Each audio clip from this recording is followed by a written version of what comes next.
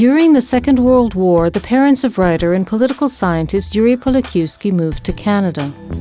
70 years later, he came to the land of his ancestors. At that time, he did not know that he would see Ukraine at a turning point, on the eve of the Revolution of Dignity. 2 days after they beat up the students on the Maidan, I was here. And so I spent the Maidan here for 3 months observing what was going on here. I think that one of the most important aspects of Ukrainians, I think number one was this demand for freedom. And what affected me are a number of things that I saw during the Maidan. One, this yearning to be free. I mean, this is the Ukrainian story. I saw the historical characteristic of Ukrainians standing up against unjust or oppressive authority. I thought this was a phenomenal articulation of the true spirit of Ukraine. How does this affect the civil society? I think that now what the challenge is, and what happened in the Maidan, the modern history of Ukraine, they finally said, you know what, we want to escape the shackles, if you will, of Soviet thinking, authoritarian types of rule, to suddenly say we want to see the individual come to the forefront, finding an agreement with everybody else in society to say, and I think that was finally in modern history, you know, in the last 100 years, this was the expression of that particular voice. Since 2013, Yuriy has lived in 2 countries, 6 months in Toronto, the rest of the time in Ukraine. He gives lectures in Kyiv, Chernivtsi, and Ternopil, and also writes books for both Ukrainians and Canadians. In 2015, his book titled Ukraine, A Lament of a Promise, was published. In it, he outlined the experience gained during the Euromaidan. I write for newspapers here, and what I find that what you can do, or what's where one of my roles is that you can act as a mediator or an interpreter of what's happening. Yes, I'm Canadian. I can unequivocally say that people in the diaspora love Ukraine. Absolutely, positively, without question. That being said, and some people will criticize me for saying the next thing, is that, but they don't know fully what's going on here. You have a static image of what Ukraine is. You cannot apply a Canadian standard, right, and then use that to try to understand Ukraine. But at the same time, and I'm an example of that, you surely can take some of those fundamental principles, right? Like justice and dignity and so on. And that's why I encourage people who love Ukraine in Canada, who should actually come here for a year or 2, use the experience that they have and seed this society with those particular principles. Because although people know what those things are in general, justice, they want to see them being fulfilled in the building of their institutions. And that's what we can do here. According to a majority of experts, the Revolution of Dignity marked the formation of Ukrainian civil society. The main change was the transition from Soviet experience, with an inherent fear of authoritarian rulers, to individual thought and personal independence. It reminds me of something that the philosopher Bernard Levy said, that one of the things that distinguishes Ukraine is that it has a spiritual value, that it can export these spiritual values. I think that what Ukraine has done, it has awakened, if you will, actually put those values back into the discussion in Western democracies. So what is important? The dignity of a human being. I think things such as justice. I don't think Maidan was a revolution, actually. I think it was an existential rebellion, you know? And I think it was a rebellion that said that we don't want to live under unjust authorities. The Maidan itself was an attempt to say, we will stand up against unjust forces.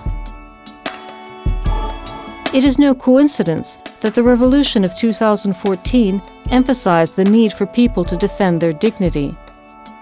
Ukrainians were opposed to an authoritarian regime which brutally dispersed the peaceful assembly of students. In addition, the people declared their choice for European values, having stood up for such democratic virtues as freedom and the right to choose one's own path. they did two things. One thing they did was they provided a critique of that society. This is what was wrong. Corruption is wrong, injustice is wrong, the disrespect for individual human dignity is wrong. But in other sense too, what they did, and this is the characteristic that a lot of people also don't talk about, is that within that critique is this element of hope. And its culture and its music and its literature. There's always this yearning that we want something more. And the Maidan brought this out. We can actually use those values that we believed in, that were within the genius of our soul, to give us an opportunity to say, you know what, this is actually plausible, that it's actually doable. I would say that one of the things that affected me is this element of hope, that if we take on individual responsibility, that we can actually make a difference and we can change our society. The changes that occurred in Ukraine elevated the importance of every citizen to a new level. Today, a special culture of civic participation is being formed in Ukraine. More and more citizens are defending the interests of Ukraine at the state and even international level. Among post-Soviet countries, Ukraine has one of the highest levels of development of civil society and is second only to the Baltic states, Estonia and Lithuania. A civilized man is the one who says, I want to do good. That's number one. It's also one that says, I will respect the dignity of another human being. But Maidan focused in our interpretation of the Maidan, it focused on this idea. I have to respect the transcendent dignity of a human being. That leads to the next aspect of a civilized man. A civilized man is one who cares for his neighbor. For example, when I care for the widow, I care for the poor, I become civilized. And if those values then permeate our organizations, or more importantly, our institutions, what we see is that we begin to grow a civil society. We have to care for the poor amongst us. We want to have economic freedom. We want to make sure that there is the rule of law, that we're going to follow a certain set of rules, right? And then when we pursue that and when we commit to that, then what we can do is we can affect the change in our society. It's putting in the seeds, if you will, to bear new fruit. And that's the essence of transformation. Over the past 5 years, Ukraine has made significant progress in ensuring the transparency of public information. Today, you can easily obtain information on state policy, budgets, and the property of officials in just 2 clicks. However, many obstacles still need to be overcome in the fight against corruption. I asked people a question. I asked them, I said, what is corruption? And many times, almost all the time, they define corruption in economic terms. Whether it's stealing of property or it's just stealing of money and so on. I think that's the wrong definition. It's limiting. Corruption is the deficiency of what is good. A society that's corrupt is not aware of that. You know, what they see, they only see the negative aspects of it, as opposed to, I'm trying to frame it in this way. What is the standard? Before society can change itself, every individual has to have a program where he says himself, I know that I am deficient, or, you know, in the Christian theology, I am a sinner. And he recognizes that he needs, that if he wants to change, he has to undergo a process of transformation. A transformation not only in his mind that says, you know, I no longer want to live as a serf or a slave. Well, then what I want to do is that I want to transform that thinking into action.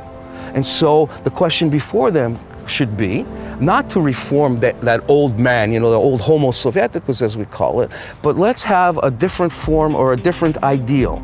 And then let's pursue that ideal. The Revolution of Dignity laid the groundwork for the spiritual renewal of the people. Coming out of his philosophical and theological education, Yuriy Polyakivskiy sees Ukraine led by an unknown Moses to the Promised Land. I truly have been impressed by biblical metaphor that relates to things such as, well, the transcendent dignity of a human being.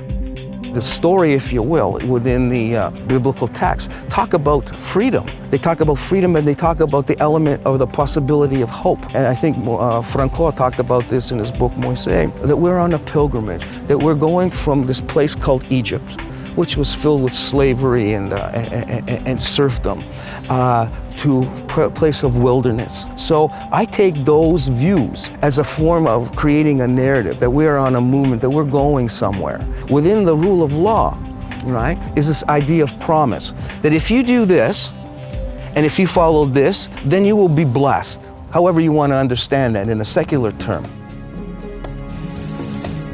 Since the time of Volodymyr the Great, the Ukrainian land has been a bastion of spiritual values for the whole region. But the Soviet propaganda machine deeply influenced the Ukrainian people. Starting in the 1920s, the nation was forced to abandon its roots, including its language and faith. We have to go back, if you will, to our spiritual roots that have been depressed and tried to be eliminated. I think we have to go back to our spiritual roots, right? And it goes back to the question of how we can affect Europe and so on. We have to go back to those spiritual roots to understand what is exactly happening here. The key point here is that we have to destroy the philosophical basis of what we were, but we can't develop that in a vacuum. So let's go back to our historical, spiritual, religious roots and see the energy that it can create within us, and to create a context of how do we understand what we're going through now. The Ukrainian parliament faces a lot of challenges today. As Canadian experience shows, justice should be the main motivation for the government in adopting laws and implementing reforms, and laws should protect the people and contribute to their prosperity. The challenges of the Ukrainian government are quite simple. Number one, they have to establish a legal basis for the governance of society. If you want a free society, you have to establish the rule of law. So, what they have to do, secondly, they have to destroy the previous models of how we governed ourselves. To be candid with you, I don't think that there are people here that fully understand how to actually do that. So what they have to do is they have to deconstruct it, if you will. And they have to deconstruct, they have to break down all those laws that are anti-individual dignity, economic freedom, and so on and so forth, and to create a new structure. And that's one of the roles of government, to create an environment where people can actually live out their individual lives. And they have the security. The Canadian writer believes that his audience is, in particular, young people. After all, young Ukrainians believe in democracy and are ready to change themselves and change society. At the same time, Canada, with a long tradition of protecting democratic rights and freedoms, can be a reliable friend for Ukraine along the path of transformation. There was one great historian of Ukraine, Oris Subtelny, who was my teacher. He wrote that the fundamental thing the challenge of building government or sovereign and independent government is the establishment of institutions. And that's what we Canadians can do. We can come and see and talk about the building of institutions in the courts, in economics, and so forth. That's what the Canadians of Ukrainian descent want. They want people here to see the fulfillment of the promise of the people here and the use of the talents here. And that's what I'm doing here, yes.